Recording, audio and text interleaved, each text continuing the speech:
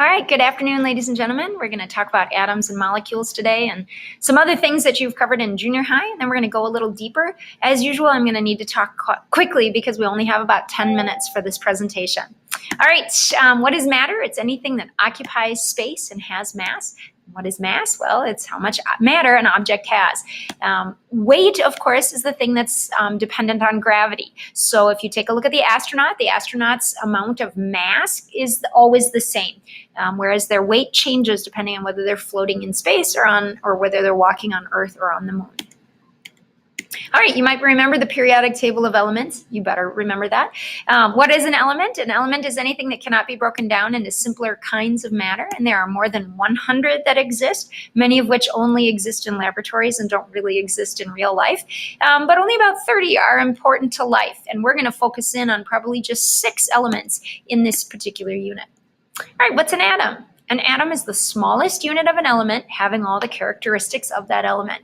If you think back to junior high science, you probably remember the parts of an atom. So the electrons are the tiny little things that orbit around the outside of the nucleus. They're negative, and we say they have almost no mass. This diagram that I have to the right of an atom is completely insufficient, except that it's going to be sufficient for right now. When you take chemistry class, you'll learn that electrons don't really orbit like planets around the sun. It doesn't look anything like that. But for the moment, that's a good enough detail for us. All right, protons are the yellow golf balls found in the middle that have the plus signs on them. So they're positive, they're found in the nucleus, and they have approximately a mass of 1. Neutrons, on the other hand, are neutral. They have no charge, and they have a mass of 1 also. I will also mention an insufficiency in this diagram, which is that the nucleus of an atom is phenomenally smaller than what this diagram indicates. I think I heard examples like the nucleus of an atom is like a golf ball inside a professional sports stadium. That's how small the nucleus would be. So that's not a very accurate diagram, but you get the idea. So what's a molecule? Well, a molecule is 2 or more atoms that are put together. We have a molecule of caffeine off to the right here. All right, what else do you remember from junior high science? Well, first of all, the atomic number is the number of protons. So carbon's atomic number is 6, and that's where you find it on the periodic table. The mass number, remember that electrons, we say, don't really have mass. They have a little bit of mass, but we mostly ignore it, especially in biology class. We ignore the electrons in terms of mass. So the mass is just the protons plus the neutrons. Put together, you get the mass. So in this diagram, we see carbon 14, and the 14 is the mass. Well, if carbon has 6 protons, how many neutrons does carbon 14 have? This is a radioisotope of carbon 14, which we're going to talk about in just a moment. So obviously carbon 14 must have 8 neutrons. Normally carbon is called carbon 12, and carbon 12 has 6 protons. I mean 6 protons and 6 neutrons. So this is a radioisotope, and we've talked about carbon 14 in our evolution unit. All right, so what's an ion? Well, we'll get back to the isotope in just a second. An ion is a positively or negatively charged atom. And the reason it has a charge is that it has gained or lost electrons. The number of protons and neutrons always stays the same, except maybe in a radioactive situation, but we're not talking about that here. For the most part, the number of protons and neutrons always stays the same. So it's the number of electrons that can be traded or gained. And that's what causes an atom to get a charge, is if it's gained or lost electrons. All right, back to the isotope. What is an isotope? It's atoms of the same element, carbon 12 and carbon 14, but that have different numbers of neutrons and therefore different masses. In this circumstance, carbon 14 is radioactive and carbon 12 is not. All right, let's talk about the 2 main kinds of bonds. We have talked about hydrogen bonds in the past, and that'll come up again in just a moment. The first kind of bond, which we will not discuss very much in this class, are ionic bonds.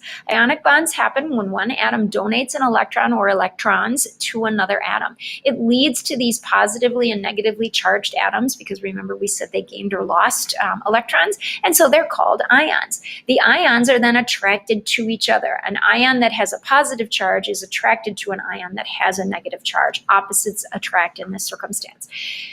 I think that's all I'm going to say about it here. All right, covalent bonds is what we're going to deal with a lot more in this class, and that's when bonds are shared. In the first shell of an atom, the atom needs 2 electrons to be stable. In the second shell, it needs 8 electrons to be stable, and in the third shell, it needs another 8 electrons to be stable. Now again, that's an insufficient diagram at this point if you were to take chemistry class. But for us, that 288 shells, those work for us. So if you take a look at the carbon has, and they don't show you the inner ring, but carbon has 2 electrons in its first shell and then 4 electrons in its second shell. That means that it's not stable. It needs 8 electrons in its second shell. So what carbon does is it shares electrons with 4, in this diagram, 4 hydrogen atoms. They're not molecules, hydrogen atoms. So the hydrogens maybe are the ones that have the red electrons, and the carbon is maybe the one that has the 4 blue electrons. Now if you count, you see, that the carbon actually has 8 electrons surrounding it, and that makes the carbon stable. Likewise, each of the hydrogens has 2 in its first shell, and that makes the hydrogen stable. So this is a molecule of methane, and it is considered, in terms of its electron shells, it's stable. All right, the 4 common bonds in nature that we're going to talk about spell out a dorky word. They spell out the word honk. And I want you to remember that word because it'll actually help you know how many bonds each one forms. So the word is honk, H-O-N-C. Hydrogen always forms 1 covalent bond. Oxygen always forms 2, nitrogen always forms 3, and carbon always forms 4. They are in the order of the word honk. So if I ask you how many bonds does nitrogen form, you can say H-O-N, 3. It's the 3rd letter in honk. Oops, and I should say 96% of all living matter is composed of those 4 elements. So those are the ones we're primarily going to focus on. All right, and then this is not real important, but it just helps us as we're building molecules. We're going to do our molecule building lab. For molecules that just have honk, all you need to do is count the number of covalent bonds to see if it's stable. That doesn't mean it necessarily exists in nature, but just to see if it's stable. So if you look at the O2 that you're looking off to the side, now an equal sign is not an equal sign. That actually is a double bond. And so what you see is the oxygen on the left has 2 double bonds, and the oxygen on the right is sharing those 2 double bonds. So each of them has 2 bonds. Honk, H-O-N-C, O is supposed to always have 2 double bonds. So each of those are 2 bonds. So each of those O's is stable, and we would say that the O2 is stable.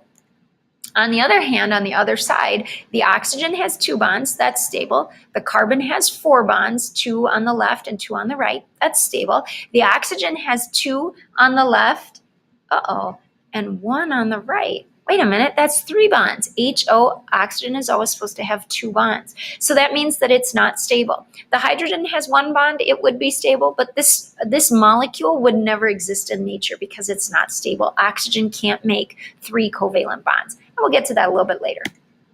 Okay, I'm not going to tell you much about water molecules. You're going to complete an entire packet on water. What you need to understand is that oxygen shares its unpaired electrons through a covalent bond. It's called a polar covalent bond with 2 hydrogen atoms.